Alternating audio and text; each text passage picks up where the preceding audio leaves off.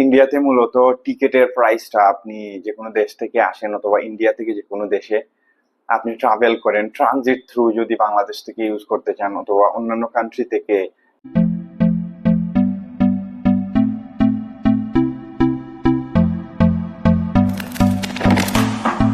Can I be your star tonight? আসসালামু আলাইকুম। MRR travel and tourism থেকে আমি জাহিদ হাসান।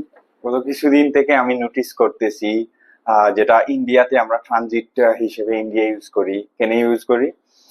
ইন্ডিয়াতে মূলত টিকেটের প্রাইসটা আপনি যে কোনো দেশ থেকে আসেন অথবা ইন্ডিয়া থেকে যে কোনো দেশে আপনি ট্রাভেল করেন ট্রানজিট থ্রু যদি বাংলাদেশ থেকে ইউজ করতে চান অথবা অন্যান্য কান্ট্রি থেকে কাতার, দুবাই, জিসিসি কান্ট্রি অথবা European country, Shenzhen country, UK, USA এই কান্ট্রিগুলা থেকে যদি ইন্ডিয়াতে আসেন, ইন্ডিয়াতে এসে তারপর ইন্ডিয়া থেকে বাংলাদেশে এইরকম ট্রানজিট থ্রু ইউজ করেন, সেক্ষেত্রে টিকেটের প্রাইসটা অনেক ক্ষেত্রে 30 to 45% কমে যায়।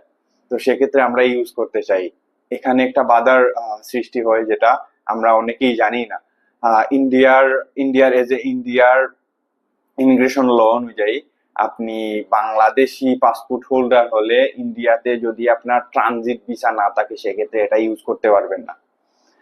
এখন তো আমরা অনেকেই ট্রানজিট ভিসা সম্পর্কে জানি না, অনেকেই ট্রানজিট ভিসা কি করে গ্র্যাব করতে হয় এটার সম্পর্কে অনেকের কনফিউশন থাকে। তো আজকে এটা নিয়ে কনফিউশনটা দূর করব।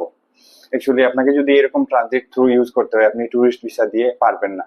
যখন আপনি ট্যুরিস্ট ভিসা গ্র্যাব করবেন ইন্ডিয়ার, স্টিকার ভিসা হোক আর বিজনেস ভিসা হোক যেটাই হোক, আপনাকে কাঙ্ক্ষিত একটা এয়ারপোর্ট দিয়ে দেবে যেটা ভিসাতে মেনশন থাকবে। ওই এয়ারপোর্টের থ্রু আপনাকে এক্সিট অ্যান্ড এন্ট্রি নিতে হবে।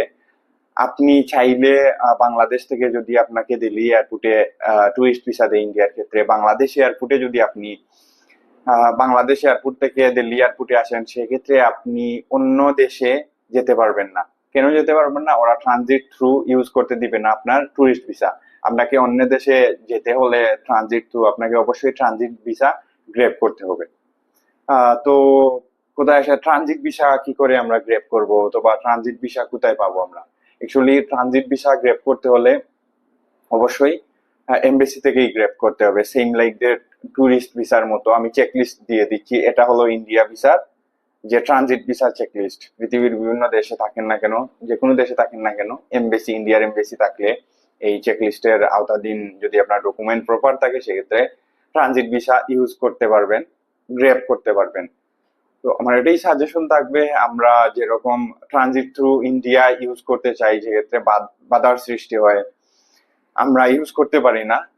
আমরা চাইলে এই ট্রানজিট ভিসা গ্র্যাব করে ইন্ডিয়াতে ট্রানজিট থ্রু আমরা অন্য কান্ট্রিতে মুভ করতে পারবো। ট্যুরিস্ট হোক অথবা এমপ্লয়মেন্ট হোক, অন্য কান্ট্রির ভিসায় আমরা মুভ করতে পারবো ইন্ডিয়া ট্রানজিট থ্রু। তো এটা গ্র্যাব না করে আপনি যদিও ট্যুরিস্ট ভিসা যান সেটা তো পসিবল না, আপনাকে দিবে না, এন্ট্রি দিবে না অথবা এক্সিট করতে দিবে না। অনেকে আমরা না বুঝে এটা করে ফেলি, ট্যুরিস্ট ভিসা নিয়ে ইন্ডিয়াতে যাই, ইন্ডিয়া থেকে ট্রানজিট থ্রু বাংলাদেশে আমরা যেতে চাই, সেক্ষেত্রে ইন্ডিয়ার ইমিগ্রেশন বাধা দেয়। তো আমরা ট্রানজিট ভিসা নিয়ে আমরা এটা করতে পারবো, যেটার জন্য লিমিটেড একটা এয়ারপোর্ট থাকবে।